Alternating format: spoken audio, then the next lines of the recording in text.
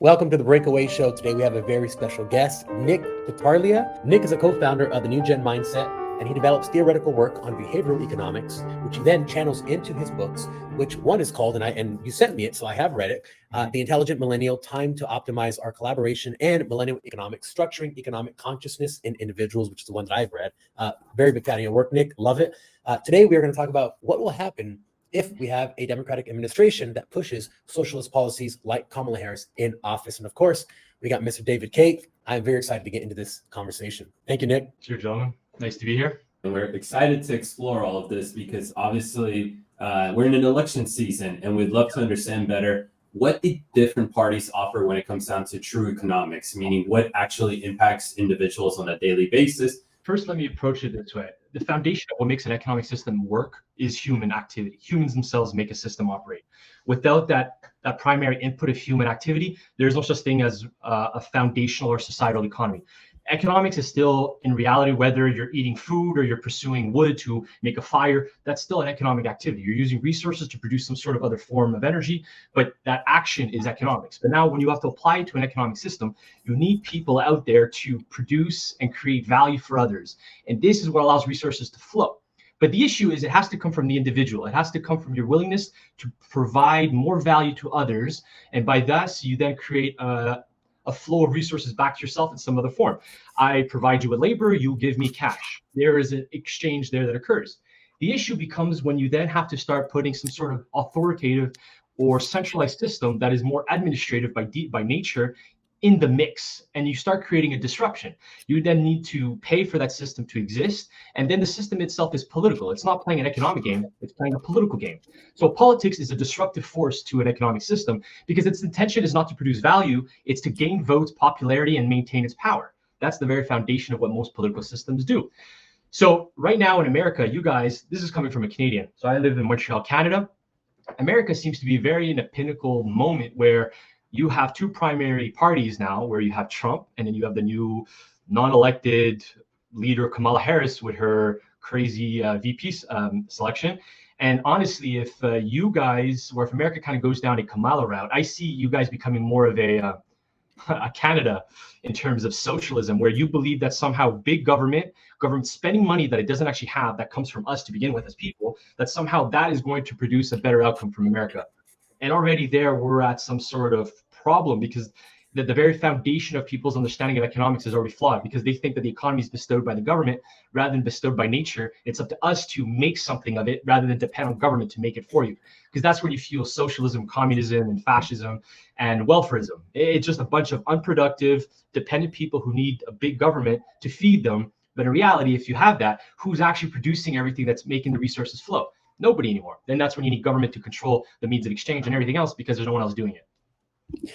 You know, I'm always curious to dive into what happens when socialism takes over a country and how that affects, and I'm going to do the little bunny quotes, a free market, because whenever you have regulation, you technically don't have a free market. I know Javier Milei is a big proponent and he speaks about this. As soon as you introduce regulation to a market, it is no longer a free market. And that's why you have things like, like booms and busts and things like that. But I would love to hear, I know you were talking about this Berlin theory or so, and how we may as Americans kind of feed into what has already happened historically. Yeah. So, I mean, if you take a step back, if you go back into what happened back in the day in Germany, there was what we had called the Berlin Wall. The Berlin Wall was basically a division between the East and the West, where one side was communism, socialism, whatever. Honestly, they're basically cousins of each other. And then the other side was capitalism. And they used the wall to basically separate one side from the other because too many people were escaping the socialist side, trying to go to the capitalist side, kind of how you see now with migrational patterns where people are leaving places with too much government, too much taxes and so on. And they go to places where there's less of it so they can keep more for themselves.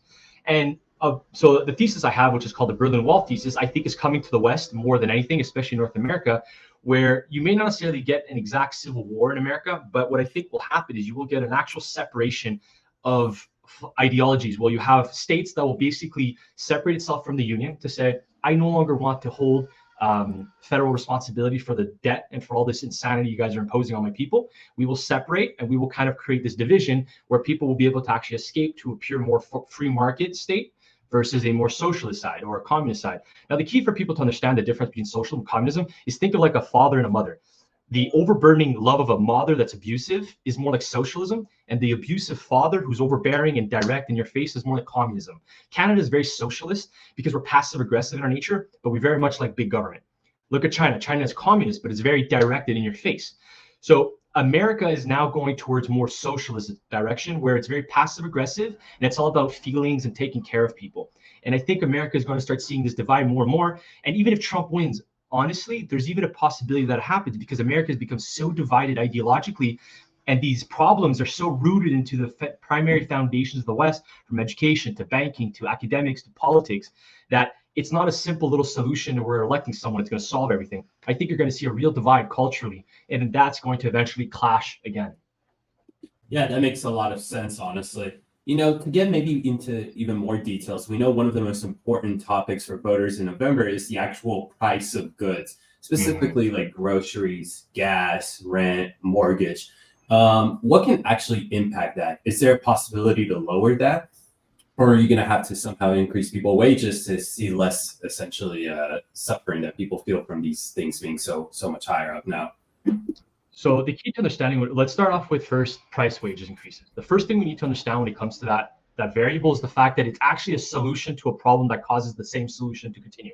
So all you're doing is you fuel the same problem of higher wages, you have more money, but the thing is everything else has to go up in price to offset that increase. So it's a vicious cycle of fueling inflation. And what people don't also realize is the origins of inflation, minimum wages. If you go study Thomas Sowell, who was a famous libertarian. He was a student of Milton Friedman, a free market economist. He talks about how the origins of the minimum wage actually comes from racism. The idea was to lock out the poor, the uneducated class of people who were not educated. So let's say you were a minority, you were black or brown or whatever, and you were migrating here and you didn't have any assets or any skills. The only thing you had to possibly kind of fight for a job was the fact that you could offer your labor at a much cheaper rate than the white man. But then what they did is the labor union said, well, guess what? In order to protect our white people who are educated, we need to implement minimum wages. So this way, if I'm going to pay someone a set amount of money, I need by default to make sure that I'm getting something back in return because you're providing less ability to negotiate on your price. So if I'm charging you $10 an hour by law, guess what? I need to make sure I'm getting something out of return. So typically you go for people that are more educated or more skilled. So already that problem already comes from an issue to begin with fundamentally. And the second thing is it fuels the very problem. You can't necessarily just say, well, I'm going to solve inflation by forcing companies to pay more money. Because in these environments, it's not necessarily every company that's making more money. It's the major companies, and they represent a certain percentage, not the majority. Majority of businesses are small and medium companies who can't necessarily afford to keep increasing prices, which is why you're seeing this trend of AI and automation occurring, is because people need to start finding ways to kind of move away from these ever-burdening increased costs to something more automated and simplified that can just solve a problem without having to worry about inflationary inputs. But now the issue of inflation of goods is that we're in this cycle where I think people need to kind of go back and study some of Milton Friedman's work or a lot of the classical free market economists. And you need to understand is we're in a position now where we need to do one or two things. Either we need to accept the fact that we've inflated our economy and we need some sort of bust. So we need things to kind of undo itself because you have so much malinvest in the economy that if you never allow the bad investments to implode, then resources never get to flow where they need to flow. They will always remain stuck in dead-end places that are unproductive and provide no actual fundamental sustainable value for an economy. So the issue of raising prices, the only real fundamental solution is a bust. We need to allow prices to start coming down. But the issue is the government is the last thing they want, because if prices start to come down, you're going to start seeing bad economic metrics. GDP starts to lower, unemployment starts to go up, businesses start to implode. And then what this thing does is it looks bad from a political campaign standpoint, especially when it's an election year. And secondly, nobody wants that because you would have to say, well, it might happen that I'm the one who's going to suffer the consequence. And in this environment, real estate prices will start to come down. And if you do all these things, government taxes are going to go down, government revenues, government regulations, all these things they're trying to do won't necessarily work as well. And the other thing we have to take into account is they keep promising so much social spending programs that you can't keep promising things while your revenues are going down. So by default, no matter how much government says they want to fight inflation and beat it, they need inflation. It's the only way to do what they're doing. Without inflation, they can't promise shit. You know, I was listening to Vivek Ramaswamy speak about something that you touched on. You said a lot of these companies should implode that aren't run well. And he was talking about zombie companies, I believe he called them, companies that would not survive unless they kept borrowing more and more money to keep them afloat. And I think that's completely antithetical to what the free market was Correct. made for. The good ideas survive and the bad ideas die. It is literally nature on an Correct. economic scale. But the fact that, and you're absolutely right when you say the government, no administration wants things to go down during their tenure. And when you said something about minimum wage, it actually gave me an idea. Is it must suck as a company because your profit margins are determined based off the economic conditions. But if there's a set minimum wage that you cannot go below, then where do you make your profit margin? I know Walmart survives on about a 1% profit margin, and the airline industry about on a 3% profit margin. Restaurant industry So when too.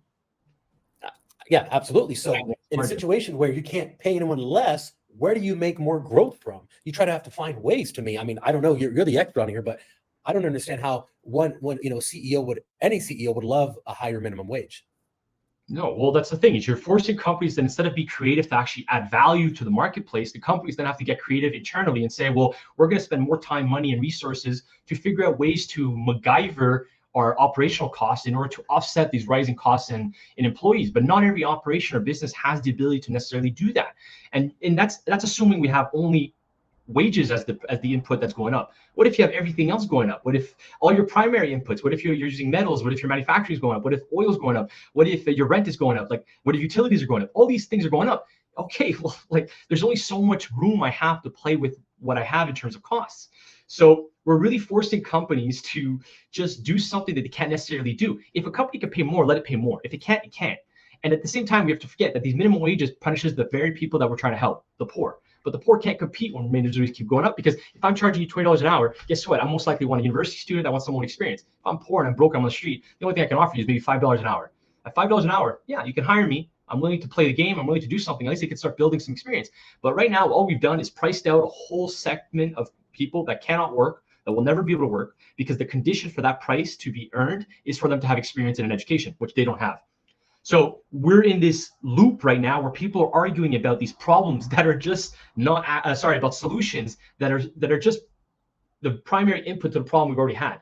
So the discussion of minimum wages, it's all government regulation. It's a byproduct of government inflating the economy and it's saying, here, we also have the solution for you. Let's raise minimum wages. Oh, look at that. It looks good. People are spending more. People have more money. The GDP. It's all because of government intervention and government manipulation.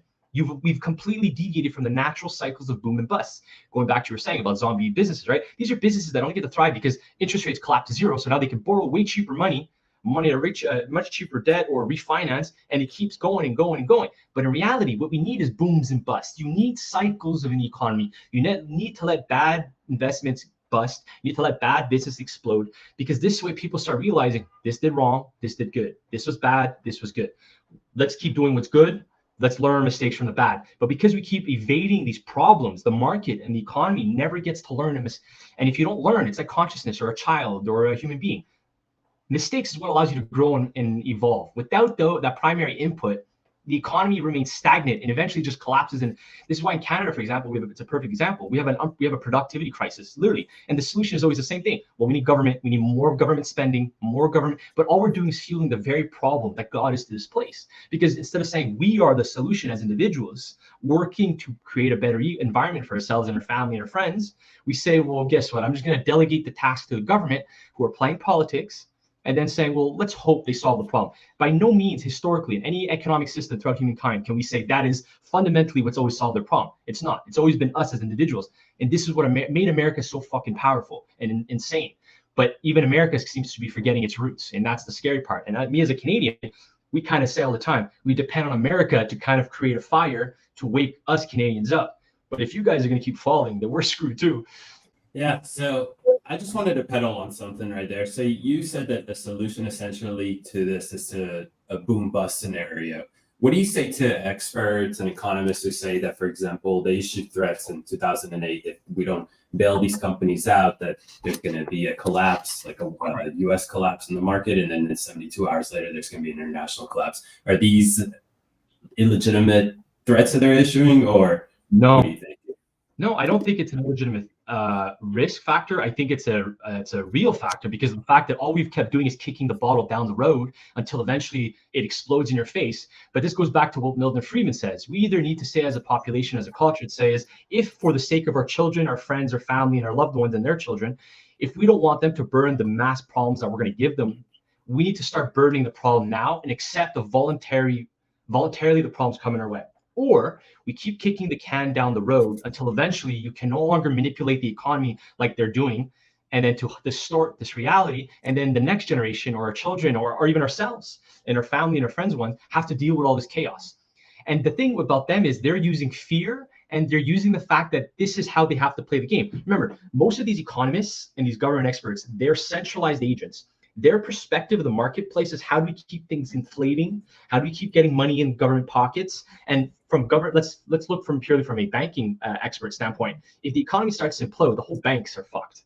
So these banking experts need the economy to keep doing what they're doing. This is also why they lie to you. They tell you things right up until the moment the market reverses. And the moment the market reverses, they're fully ready for it. But everybody else in the marketplace who was listening to these experts were completely blindsided because they were not expecting them to reverse their idea. They do it when they want to, and they just keep pulling you along until they're ready to set themselves up for whatever's coming. The problem really is that we cannot keep kicking it down the road. Look at America. You guys probably have about $120 trillion of liabilities heading your way, from Social Security to old age pensions, like Medicare, all the old, like America has a massive debt problem coming their way. But the solution is not about dealing with that. It's about how do we keep hiding it using more debt. And debt is a problem. It's a cheap, delusional solution to fundamental problems. It's not to solve nothing. We have to accept that pain is going to come our way. Do we want to do it voluntarily, or do we want to do it whenever it happens? And then usually in that scenario, if we allow it to happen in whatever case it wants or whenever it happens, there's no control, and it's pure mayhem at that point. It seems to me like the only winners in this scenario are the banks, because they get to create massive amounts of debt, never ending. And then when it does bust, hey, here's a government to bail them out so they can do it all over again. And it's just sucking more and more money out of the economy and putting more and more money into these elites' pockets, which then gives them more power and control. I'd be curious to get your thoughts on what, I know you said in the beginning about there'd be some states that would probably secede from the union, et cetera. But what could regular Americans expect if we have a Kamala Harris administration in power, dictating the terms of the free market? And what could average Americans expect on a day-to-day basis, something that they would see and feel if something like that were to happen? I think you're definitely going to get more of a big brother welfarism mindset. Like, I think take Canada as a very good example. The feeling paternal instinct of our government to always need to take care of very little problem. That, I think, is what's coming to America with a Kamala Harris president's environment, where it's not about what makes sense, not about what works. It's about how can I appeal to DEI? How can I appeal to minorities? How can I appeal to those who are the victims? How can I appeal by providing reparations? How can I spend more money on Medicare? How can I give more free money? How can I prevent people from speaking their truth? How can I prevent people from owning their own guns? Like, the very foundation of your freedom and your liberties will be basically the enemy in this environment, because their objective is not to fuel or empower you. Their objective is to fuel themselves in the process of making you feel like you're being taken care of. It's the Stockholm syndrome. It's, I will break your knee, then you will come begging to me for a cane. I will give you the cane, and then you will thank me for being your savior. But all you've done was destroy me. From a free market standpoint, people need to understand is, theoretically, the West is more of a mixed economy. We're not really free market capitalists. We have heavy degrees of both, some free market characteristics and a lot of socialism. And we're on this pendulum where we're going more and more towards this centralized government, where they have to take more and more responsibility. Look at what they're doing with EV mandates. They want to force the market to shift out of combustion engines and go towards electrical vehicles. But the thing is, the infrastructure of the West is not even remotely developed for that transition. So, and not even, the funny thing is, most of the commodities that you need for this transition is dependent on the East, Russia, Africa, and China. So all they're doing right now is they're putting their own people in a position for energy poverty, food poverty, more starvation, more problems.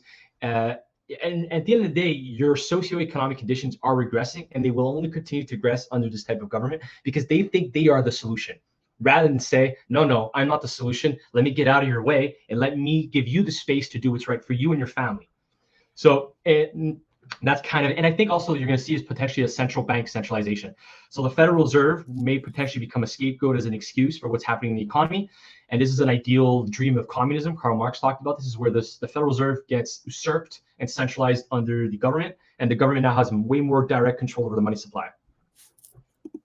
That's awesome, Nick. That's a lot. Again, you don't get it every day when people can unpack it so well. And I love that you call out their hypocrisy, that their solutions tend to actually be the regressive. Like they're not actually going to solve anything, like with these green initiatives that they put forth, especially On that, we could say that, right? Think about this. When they talk, they never focus on the outcome of what they say the solution is. They always focus on how it makes you feel and the fact that you need something. If you want to understand how things are being played out, always look at the outcome of their policies, never about the intentions or the feelings of their policies. Outcomes are the determining factor of whether things work or not. But we're all so stuck in this ideal game of how they looks or how it feels and that we need it, rather than does it actually fundamentally solve anything and doesn't work? No, because nowhere in history can you argue that.